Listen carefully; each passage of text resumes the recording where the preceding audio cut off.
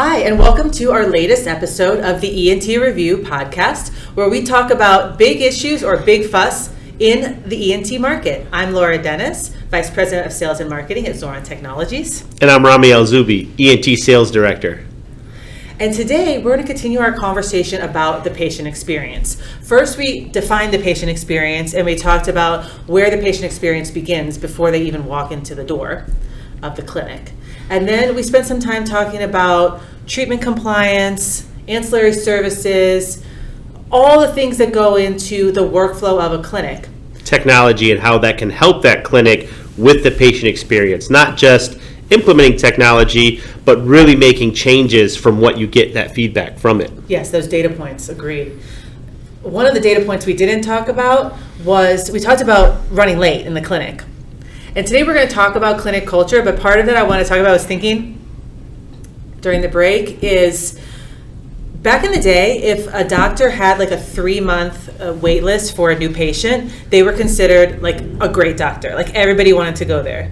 And I think, and it's almost like a badge of honor, right? My patients are scheduled out 4 months for new patients. We don't have time. I don't think that that's the badge of honor that it used to be. Because I think if you have good workflow and good treatment compliance, you can see more new patients.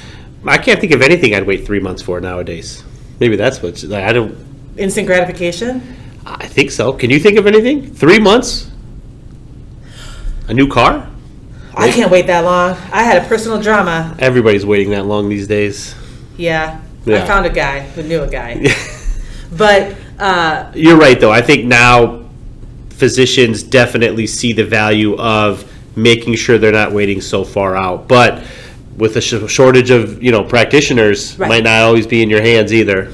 I think it's this time period, it's a little bit, rogue, because so many elective procedures were delayed, postponed, didn't happen. So there's this backlog, which I think there might be a temporary kind of funnel where there's a longer wait time. But ultimately, I think with your ancillary services, a good workflow, you can be seeing more new patients, which actually, we don't like to talk about this very often, it reimburses higher than continuing to see follow-up appointment after follow-up appointment and not getting that patient treatment, and they can go live their life disease-free.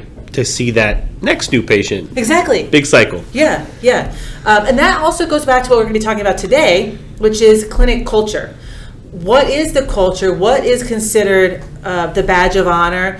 What is the gold standard? And how that starts from the clinician, right? And it starts from the practice owners, and then that flows all the way through, so that all of your staff members know what is expected of them in order to have a positive patient experience. So if your staff are running ragged, running behind, patients are mad, they're taking it out on poor staff members, right? It's going to affect the culture and vice versa. I think it both flows from practice to patient, but also patient to practice. If you're getting good scores repeatedly, or if your patients are pleasant to your staff and they're not in a bad mood because of something that the practice may or may not have done or may not have control of, that's just going to make your staff more likely to be happy to come to work, right? Or to be able to be more pleasant. So it kind of builds on top of each other. But I wonder how many clinicians take ownership of the culture of the practice, and how many defer to maybe the practice administrator or the clinic manager. Or don't think about it at all. That's a good point. But if you're not the one to kind of lead the charge on culture, and it's not, I think it's so much more than just being nice to your patient or good bedside manner. I think it's so much more than those things.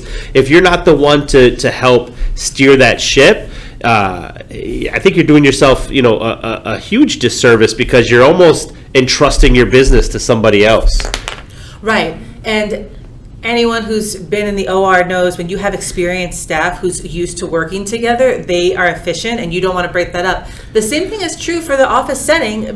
Maybe the stakes are a bit lower, but when you have a well-oiled machine where all of the staff knows what role they play, and they can work together if someone's out sick or if someone's delayed in surgery, what have you, they can pick up the slack and keep that patient experience continuing to be excellent. I think staff turnover is huge right now. Yeah, countless times over the past 7, 8, 9, 10 months have I heard about I'm hiring or I need people? And this is something we touched on before. Yeah. You know, how are you as a practice trying to kind of retain your staff, get new staff, train your staff, all those things that we touched on. But how much of your efforts are also going into your culture to make sure that your staff, well, obviously you're and your patients too, are happy. And maximizing the staff that you have, the trusted staff. So I heard this story about this practice, not even administrator, but they thought they had 100% treatment compliance, and that was because they had one person dedicated to tracking down patients. So they're paying a full-time person to phone call, email, did you get your radiology? When, if you had in-office ancillary services and you got that treatment scheduled and you're doing in-office procedures, which makes it even easier to follow through, right? I don't have to go to the hospital. That's awesome, right?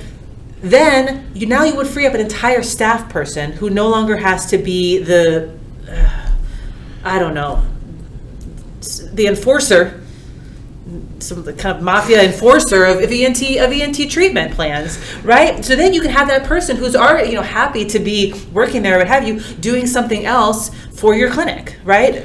No, it definitely, no shows are going to factor into whether your culture is good or bad. The loyalty of your patients, how many patients leave because they had a bad experience at your clinic or are going to be willing to talk on social media. I'm sure everybody at this point is sending out a patient survey in some form or fashion, whether it's via email or text message or however you want that, even a paper one in the office. But if their experience isn't good, if their satisfaction level isn't high, what are you doing about it? And how are you making sure that is being changed to incorporate the patient experience? Agreed. I really love when all of the staff members are trained on being able to talk about, at least, all the different ancillary services and even sometimes even cosmetic services that are offered, and if they're not happy there or they think that it's not going to go well for the patient, they're not going to be willing to say, oh, this is a great thing, you should ask the doctor about it. They're going to keep their mouth shut. They're not going to be willing to say things like, hey, could you fill out this survey? Hey, could you post a review, or can I quote you on that, or can I have this testimonial? If they don't feel good about where they are and what the patient experience is, then it's going to be harder to get the whole full circle aspect of it. Absolutely. Nobody's going to put their self on the line, right? And if you don't love where you are, love what you do, why would you kind of stick yourself or your neck out there? That's why I think it's important when you're looking at surveys, when you're looking at kind of, the feedback, that you're not just evaluating the physician or not just evaluating the outcome. That's a good point. Everybody has to be evaluated throughout the process. And then, of course, you don't want to just have, yes, the patient felt better. Obviously, that's the best part. However, looking at the other aspects, I think is equally important. Agreed. When I read some of these reviews of these happy patients, you can tell that they were not just happy with the outcome, the clinical outcome. They were happy. They talk about the whole experience. I think everybody. I think that's something that's changed now, where it's not just this binary. Did I get fixed of what the problem was? Was the patient treated with respect? I mean, especially with children, I find some doctors won't even talk to the child, won't let the child kind of. They address you directly. Yes, yeah, or won't get their. Can I do this before I do that? Kind of talk to the child, talk through, like engage with the patient, and that's pediatrics is a whole different animal. But you can really make that child love going there or not like going there if they think that their doctor really cares and is engaged with them. Well, in turn, you're just going to let the parent also want to go there and love to go there. So I think it's something that we don't spend enough time with. I can't recall really a lot of times at trade shows or even interacting with physicians where this type of satisfaction has come up. I do wonder how practices are addressing this. Yeah, I think it's important. It's really important just to start thinking about it and talking about it, because I think if you ask staff about the culture, they would have very strong opinions. good and bad. Yes. Yeah. And sometimes you have to be prepared to hear things that you were, I didn't know you had so many opinions, and be prepared to be open about those things and develop that together, which in turn makes the staff feel like they have more ownership in what the culture is, as opposed to just having it be imposed.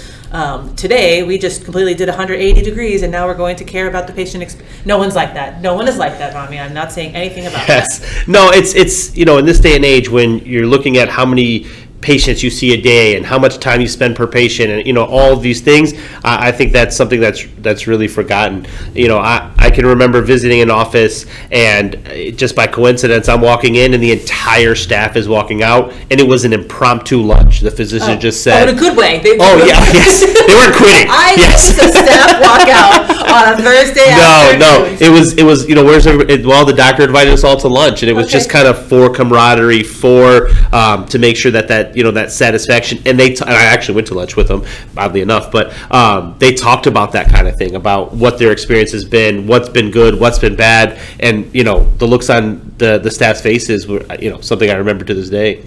That's super cool. One of the basic things that we learn as managers and leaders when we're coming up into a managerial role is making sure that the people who you work with, you have to check in with them, right? And if you don't check in with them and you don't, and you assume that you can just tell them one thing or tell them something else, then their dog might have died that morning, and then you give them a direction, and then they start crying or something. So making sure, and that was apparently a win for that practice, right? That was like the cool thing. Right. That doctor really liked it. Got a lot. You could tell the doctor himself got a lot of gratification. So happy from the staff, right, and from that relationship. So, but that doesn't have to be. That's not a one size fits all solution. Sure. Some people would feel super cheesy doing that, or being at that center of attention. So it's finding what's right for the clinicians and for their clinic. What have doctors done to connect with their staff more than just saying, go talk to the practice administrator, I don't have time, or maybe not even maybe the staff knows that they have to go to the practice administrator. And I'm not saying you shouldn't have levels, right? Every organization needs levels, but even at the top, you still have to be able to interact at the other levels, and I'm not sure how much physicians are doing that, not to any fault of their own, but just because of the time. So I think that's a good question to kind of reflect in on yourself. How much are you putting into your culture? How much are you putting into workflow? How much are you putting into technology or ancillary services, or reviewing feedback from surveys or staff? I don't know. Do they get a lot of training on that in med school? I don't know. They don't get a lot of business training, is what at least the feedback. But I don't know. How to run a good practice, business, for an ENT. Yes, a good culture. I doubt that that's a top. I mean, there's so much to learn. But big issue or big fuss? I think big issue. I think it's pretty self-explanatory. That this is definitely a big issue. I'm not so much sure that it's the biggest issue, but I think it's very important that you are looking at your practice and the health of the practice from not just an outcome point of view. I think that's very important.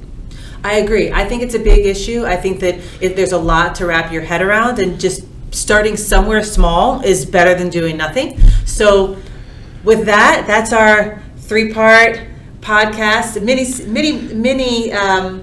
set of topics on the patient experience. Thank you so much. We'll see you on our next episode of the ENT Review. I'm Laura Dennis. I'm Rami Al-Zubi. And we'll see you on the other side. Thanks, guys.